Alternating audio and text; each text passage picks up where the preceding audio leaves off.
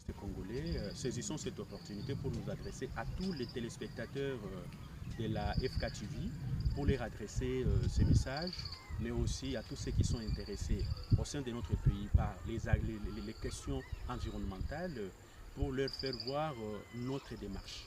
Nous avons eu une opportunité en or pour nous pendant que nous étions dans des plateformes au sein de la COP29 et dans des différentes marches qui ont été organisées dans différentes provinces. Il y a une bonne nouvelle pour nous, c'est le fait que le chef de l'État a lancé l'idée à Lubumbashi d'une forte possibilité de la tenue de la révision des articles de notre Constitution, conformément aux conclusions des États généraux de la justice. C'est dans ce cadre-là que nous aussi nous sommes dit, vu que nous avons des questions fondamentales qui bloquent la question environnementale dans notre pays, mais aussi la question de l'entrepreneuriat écologique dans notre pays, nous nous sommes dit, saisissons la balle au bon. C'est dans ce cadre-là que le 5 décembre, la Journée internationale de l'arbre dans notre pays, nous avons lancé la campagne pour la pétition des signatures pour qu'on puisse réviser les articles 34 et les articles 54. Alors voilà un peu cette démarche-là. Et nous appelons tous ceux qui n'étaient pas encore informés de pouvoir s'inscrire, compléter des fiches, envoyer des signatures aux adresses indiquées et de recevoir aussi ceux qui sont en train de réceptionner ces signatures-là. Pourquoi? Parce qu'au moment où nous parlons, dans des milieux où se font des activités minières, nous avons, lorsque vous prenez l'enregistrement au cadastre minier, nous avons plus ou moins 3031 en entreprises, parmi lesquelles la moitié de ces entreprises-là sont basées dans les provinces du Katanga et c'est de l'Est. Mais lorsque vous allez dans les villages où se font ces activités minérales-là, vous allez réaliser qu'il y a une forte pauvreté, qu'il y a un problème de l'entrepreneuriat. Alors c'est dans ce cadre-là que nous sommes dit, pour lutter contre ça, il faut qu'on puisse revoir la loi.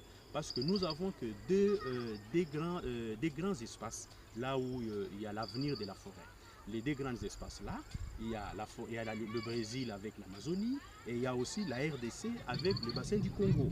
C'est dans ces cadres-là, au niveau du bassin du Congo, comme nous sommes un grand pays, nous avons voulu que des questions qui relèvent des questions de l'environnement, que nous puissions avoir le même texte avec le Brésil, qui va dans le sens de pouvoir pénaliser le fait de pouvoir dégrader l'environnement, qui va dans le sens de faire en sorte que dès lors que l'entreprise, avec son permis de recherche là, est en train de faire des activités minérales, de l'autre côté, il fait la restauration.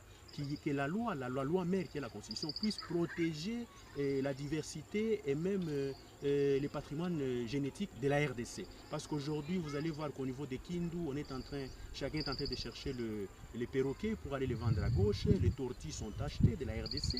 Il y a dans les quatre, il y a tout un commerce qui s'est fait de plusieurs de nos espèces biologiques.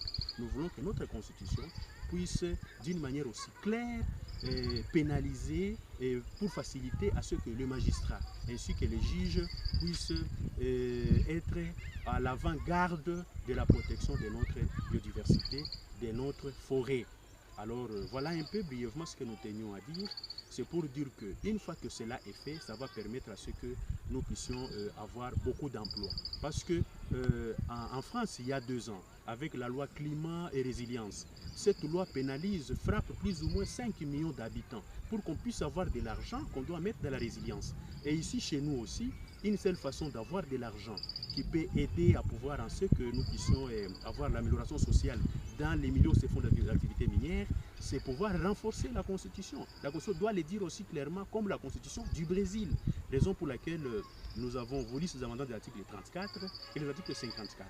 En France, en 2005, il y a eu l'amendement constitutionnel uniquement sur des questions environnementales. Raison pour laquelle nous saisissons cette opportunité pour que notre loi puisse permettre à ce que les choses à l'interne soient bonnes, donc que les choses aillent bien, qu'on puisse aller vers le développement. C'est là où vous vous souviendrez aussi que lorsque vous prenez aujourd'hui, il y a le parquet financier au niveau de l'Europe. Et au niveau européen, le parquet financier a la compétence de pouvoir, a la compétence aussi de travailler ou tout comme de traiter des questions qui relèvent des infractions environnementales. Vous voyez un peu ces éléments-là. Donc vous comprendrez aussi qu'il y a aussi les débats sur l'écocide au niveau du Pays-Bas. donc de la CPI. Donc vous comprendrez qu'au niveau national, la loi mère qui est la Constitution doit aussi être à même de pouvoir pénaliser, de pouvoir renforcer les magistrats et les juges afin que les gens soient réellement punis et que la protection nous permette d'avoir le développement. Il y a par exemple le débat sur la nouvelle loi que Madame la ministre d'État, ministre de l'Environnement a présenté au Parlement sur qui est des forêts communautaires. Tout ça c'est bon, mais nous avons un plus grand problème d'abord aujourd'hui, c'est la pauvreté indescriptible dans des aires protégées. Nous qui travaillons sur l'aire protégée de Upemba et Kundelungu, il fait évoluer, mais quand vous y allez, vous allez trouver que sur le plan pratique, la pauvreté, elle est là, parce qu'il y a mégestion. Alors la question qui est ici, est-ce que faudrait-il aussi qu'il y ait cette pauvreté continuelle au niveau des endroits ou des villages où se font des activités minières? Nous nous disons non. Une seule façon de le faire, c'est de faire en sorte que la loi puisse être révisée dans l'article 34 et les articles 54 et que les amendements ou les propositions que nous avons voulu, celles de prendre les éléments qui sont dans la constitution brésilienne, y soient insérés. Voilà un peu. Donc nous appelons à tous ceux qui n'ont pas encore signé la pétition qui est en ligne de pouvoir la signer afin que nous puissions, dès le mois de mars, déposer au niveau de Kinshasa les signatures afférentes, parce que là nous sommes déjà à plus de 200 000 signatures, c'est déjà beaucoup, et nous voulons aller jusqu'à ce que à la rentrée parlementaire du mois de mars, afin que nous puissions déposer. Nous sommes convaincus que nous serons au-delà d'1 million de voix, on est déjà à 200 000, c'est déjà beaucoup. Nous voulons aussi terminer en disant que il y a le ministre de la Justice prône un projet du parquet financier. Nous voulons aussi, de la même manière qu'en Europe, le parquet financier, le parquet européen, qu'il y a des questions financières, on lui a aussi donné l'attribution de pouvoir réprimer les atteintes à l'environnement. Nous voulons aussi qu'en RDC, le parquet financier à venir puisse aussi avoir la compétence de travailler sur les infractions ou les atteintes environnementales. Dans ces cadres-là, ça va changer beaucoup de choses au pays, ça va donner de l'emploi, ça va protéger notre environnement.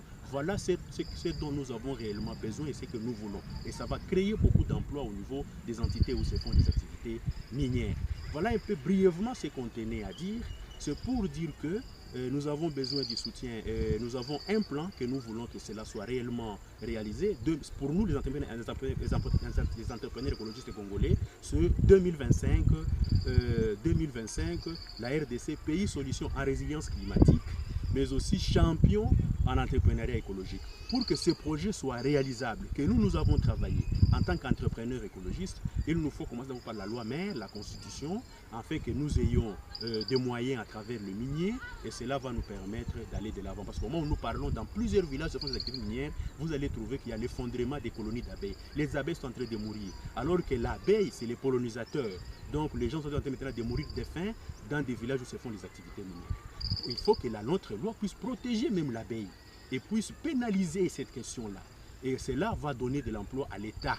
Et ça va permettre à ce que lorsque la Constitution sera révisée en son article 34 et 54, ça va se permettre à ce que la loi sur les codes miniers soit révisée dans ses articles 23, les articles 26 et 27. Ça va aussi permettre que la loi portant fonctionnement de la loi organique, protection et fonctionnement de la RDC, protection de la loi portant protection, principes fondamentaux, protection de l'environnement en RDC, soit aussi révisée. Lorsqu'on va réviser tous ces soubassements juridiques-là, ça va renforcer la protection et ça va permettre à ce qu'il y ait de l'emploi, au lieu qu'il y ait encore, comme on veut le faire, des forêts communautaires où on va encore déplorer, comme dans des aires protégées, la pauvreté. Donc il est grand temps que les autorités nous écoutent, les autorités nous invitent pour que nous puissions présenter ce projet qui est de 2025 RDC, pays solution en résilience climatique, mais aussi champion en entrepreneuriat écologique. Nous avons déjà réfléchi, nous avons des solutions, on a besoin que l'État nous accompagne, que tous ceux qui vont nous écouter apportent leur soutien à notre démarche afin que nous puissions avoir ce développement tant entendu et la création de plusieurs emplois dans les villages. Merci beaucoup à tous.